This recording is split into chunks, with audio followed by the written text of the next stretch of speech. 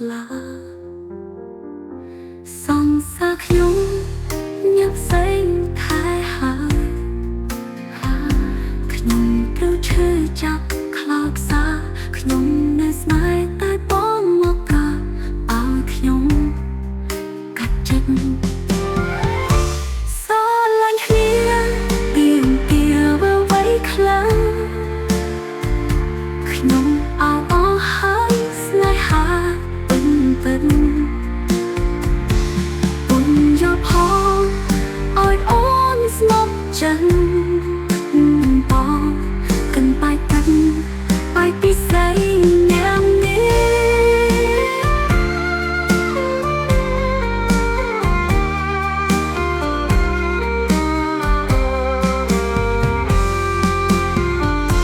ក្រៅពីយំ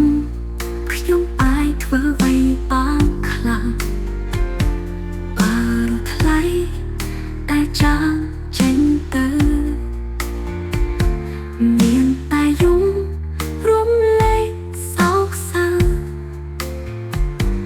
បើត្រង់នៅច្បាស់ស្គាំទ្រង់ស្លាសង្សារខ្ញុំញាប់ផ្សេងខែហើយខ្ញុំត្រូវឈឺចាប់ខ្លាំងសាខ្ញុំនៅស្នេហ៍តែបងមកប្រាប់ឲ្យខ្ញុំកាត់ចិត្តស្រឡាញ់គ្នាទៀងទាមកអ្វីខ្លាំងខ្ញុំអោអស់ហើយស្នេហាពិនពុនយកផងឲ្យអូនស្នប់ចិន